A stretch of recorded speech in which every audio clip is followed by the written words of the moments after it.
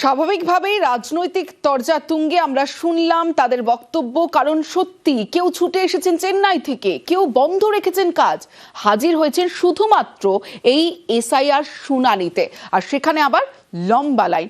ভোগান্তি তো হবেই।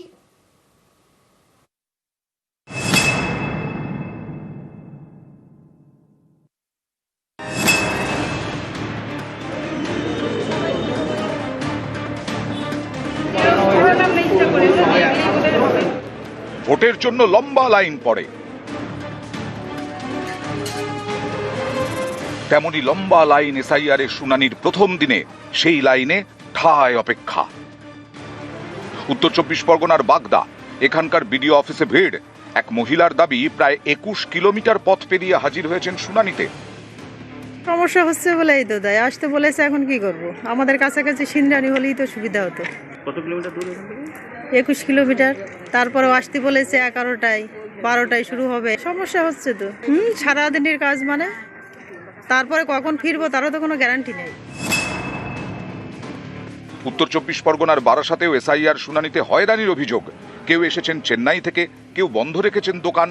কামাখ্যা মন্দিরে আনতে আসছে, 40 টাকা করে পার হেড ভাড়া টোটোয়। সমস্যা হচ্ছে আমার দোকান বন্ধ করে আসতে হয়েছে, আমাদের ব্যবসা কামাই করতে হচ্ছে। হ্যাঁ, আমরা গরিব মানুষ, আমার ঘরের পিছনে ভূত আছে, ওখানে হলে আমাদের খুবই সুবিধা হতো। হিয়ারিং এর জন্য ডেকেছে, ডকুমেন্টেশনের জন্য, ভেরিফাই করার জন্য। ছেলে আছে, বাচ্চা, ওনাদের দেখে একটু অ্যারেঞ্জ করে ইমিডিয়েটলি অন স্পট, মানে নেক্সট ডে আর কি টিকিট বুক করে আসতে হলো। মানে রিলেটিভসদের নামে বলছে, অ্যাকচুয়ালি সেরকম কোনো গন্ডগোল হয়েছে আই গেস। আজকেই চলে যেতে হবে, বিকজ বাচ্চা ছোট। আলিপুরদুয়ার 1 নম্বর বিডিও অফিসে সকাল থেকে লম্বা লাইন। অভিযোগ, এতে চরম ভোগান্তি। বাড়ির সবকিছু কাজটা ফেলে দিয়ে এখানে আসতে লাগছে। মোটামুটি 16-18 কিলোমিটার দূর থেকে আসছি, কাছাকাছি এলে ভালো হবে। নাম কেন আসলো না সেটা তো বলতে পারবো না। এটা একটা হ্যারাসমেন্ট না? এখন কি করবো, আসতে লাগবে। আমাদের জরুরি কোনো আমাদের কাজ ছিল, সেই কাজটা ফেলে দিয়ে আসতে লাগবে। শিলিগুড়িতেও শুরু এসআইআর শুনানি। বলতেছে আরো লাগবে ডকুমেন্টস, খোঁজেন। কি খুঁজবো আমি?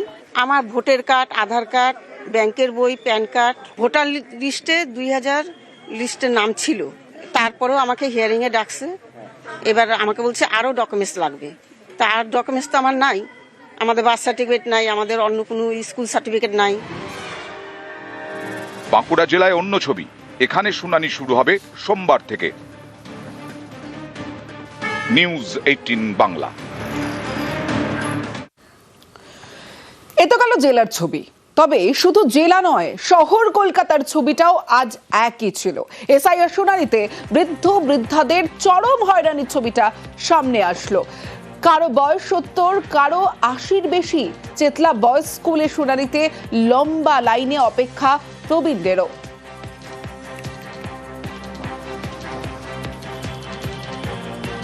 না, আগে জানতাম না যে আসতে হবে। ওরা বললেন যে না এলেও হতো, আপনার এত বয়স হয়েছে, কষ্ট তো হবে এই বয়সে।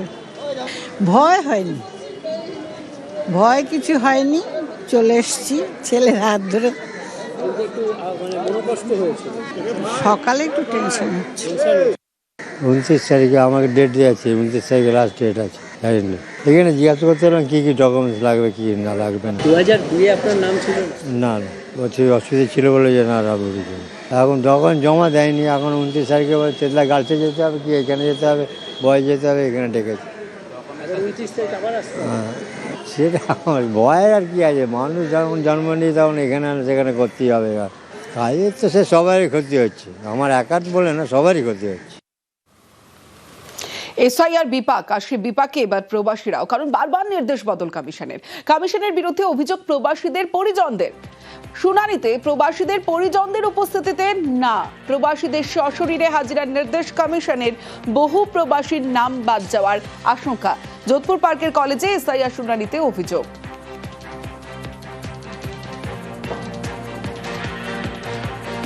নোটিশে বলা হয়েছে কিছু ডকুমেন্টস এর মধ্যে কোনো একটা ডকুমেন্ট নিয়ে, পাসপোর্ট প্রেফারেবলি নিয়ে এসে দেখা করতে। আমাদের ছিল, আমার ছেলের হয়ে আমি এসেছি, অফিসের কাজে বাইরে গেছে, সেই অনুযায়ী আমার ছেলের পাসপোর্ট নিয়ে এসেছি দেখা করতে। তো বললো ছেলেকে আসতে হবে, একটা সেকেন্ড ডেট দেবে, বিএলও জানাবে।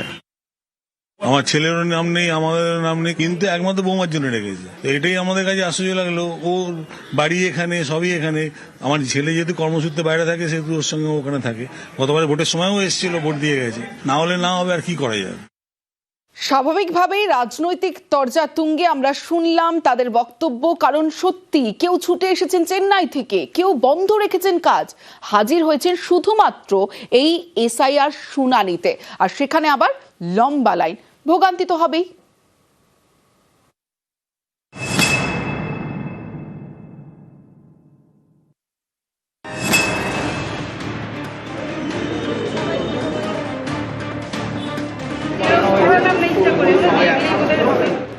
ভোটের জন্য লম্বা লাইন পড়ে, তেমনি লম্বা লাইন এসআইআর এর শুনানির প্রথম দিনে। সেই লাইনে ঠায় অপেক্ষা। উত্তর 24 পরগনার বাগদা, এখানকার বিডিও অফিসে ভিড়। এক মহিলার দাবি, প্রায় 21 কিলোমিটার পথ পেরিয়ে হাজির হয়েছেন শুনানিতে। সমস্যা হচ্ছে বলেই তো তাই আসতে বলেছে। এখন কি করব? আমাদের কাছাকাছি সিন্দ্রানি হলেই তো সুবিধা হতো। কত কিলোমিটার দূর? 21 কিলোমিটার। তারপরেও আসতে বলেছে 11টায়, 12টায় শুরু হবে। সমস্যা হচ্ছে তো। সারাদিনের কাজ মানে, তারপরে কখন ফিরবো তারও তো কোনো গ্যারান্টি নেই। উত্তর 24 পরগনার বারাসাতেও এসআইআর শুনানিতে হয়রানির অভিযোগ। কেউ এসেছেন চেন্নাই থেকে, কেউ বন্ধ রেখেছেন দোকান। কামাখ্যা মন্দিরে আনতে আসছে, 40 টাকা করে পার হেড ভাড়া টোটোয়। সমস্যা হচ্ছে আমার দোকান বন্ধ করে আসতে হয়েছে, আমাদের ব্যবসা কামাই করতে হচ্ছে। হ্যাঁ, আমরা গরিব মানুষ, আমার ঘরের পিছনে ভূত আছে, ওখানে হলে আমাদের খুবই সুবিধা হতো। হিয়ারিং এর জন্য ডেকেছে, ডকুমেন্টেশনের জন্য, ভেরিফাই করার জন্য। ছেলে আছে, বাচ্চা, ওনাদের দেখে একটু অ্যারেঞ্জ করে ইমিডিয়েটলি অন স্পট মানে নেক্সট ডে আর কি টিকিট বুক করে আসতে হলো। মানে রিলেটিভসদের নামে বলছে, অ্যাকচুয়ালি সেরকম কোনো গন্ডগোল হয়েছে আই গেস। আজকেই চলে যেতে হবে, বিকজ বাচ্চা ছোট। আলিপুরদুয়ার 1 নম্বর বিডিও অফিসে সকাল থেকে লম্বা লাইন। অভিযোগ, এতে চরম ভোগান্তি। বাড়ির সবকিছু কাজটা ফেলে দিয়ে এখানে আসতে লাগছে। মোটামুটি 16-18 কিলোমিটার দূর থেকে আসছি, কাছাকাছি এলে ভালো হতো। নাম কেন আসলো না সেটা তো বলতে পারবো না। এটা একটা হ্যারাসমেন্ট না? এখন কি করবো, আসতে লাগবে। আমাদের জরুরি কোনো আমাদের কাজ ছিল, সেই কাজটা ফেলে দিয়ে আসতে লাগবে। শিলিগুড়িতেও শুরু এসআইআর শুনানি। বলতেছে আরও লাগবে ডকুমেন্টস, খোঁজেন। কি খুঁজবো আমি? আমার ভোটার কার্ড, আধার কার্ড, ব্যাংকের বই, প্যান কার্ড। ভোটার লিস্টে 2000 লিস্টের নাম ছিল। তারপরেও আমাকে হিয়ারিংয়ে ডাকছে। এবার আমাকে বলছে আরও ডকুমেন্টস লাগবে। তার ডকুমেন্টস তো আমার নাই। আমাদের বার্থ সার্টিফিকেট নাই, আমাদের অন্য কোনো স্কুল সার্টিফিকেট নাই। বাঁকুড়া জেলায় অন্য ছবি। এখানে শুনানি শুরু হবে সোমবার থেকে। নিউজ 18 বাংলা। এ তো গেল জেলার ছবি। তবে শুধু জেলা নয়, শহর কলকাতার ছবিটাও আজ একই ছিল। এসআইআর শুনানিতে বৃদ্ধ বৃদ্ধাদের চরম হয়রানির ছবিটা সামনে আসলো। কারো বয়স 70, কারো 80-র বেশি। চেতলা বয়েজ স্কুলে শুনানিতে লম্বা লাইনে অপেক্ষা প্রবীণদেরও।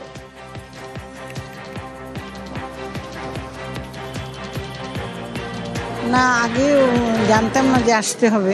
ওরা বললেন যে না এলেও হতো, আপনার এত বয়স হয়েছে, কষ্ট তো হবে এই বয়সে। ভয় হয়নি, ভয় কিছু হয়নি, চলে এসছি ছেলের হাত ধরে। সকালে একটু টেনশন হচ্ছে।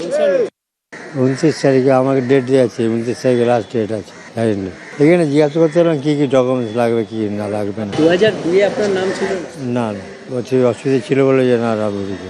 এখন ডকুমেন্ট জমা দেয়নি। এখন 29 তারিখে বলে চেতলা গার্লসে যেতে হবে, কি এখানে যেতে হবে, বয় যেতে হবে, এখানে ডেকেছে। হ্যাঁ, সেটা আমার ভয় আর কি আছে। মানুষ যখন জন্ম নিয়ে তখন এখানে সেখানে করতেই হবে। আর কাজের তো সে সবারই ক্ষতি হচ্ছে, আমার একার বলে না, সবারই ক্ষতি হচ্ছে। এসআইআর বিপাক, আর সেই বিপাকে এবার প্রবাসীরাও। কারণ বারবার নির্দেশ বদল কমিশনের বিরুদ্ধে অভিযোগ প্রবাসীদের পরিজনদের। শুনানিতে প্রবাসীদের পরিজনদের উপস্থিতিতে না, প্রবাসীদের সশরীরে হাজিরার নির্দেশ কমিশনের। বহু প্রবাসীর নাম বাদ যাওয়ার আশঙ্কা। যোধপুর পার্কের কলেজে এসআইআর শুনানিতে অভিযোগ।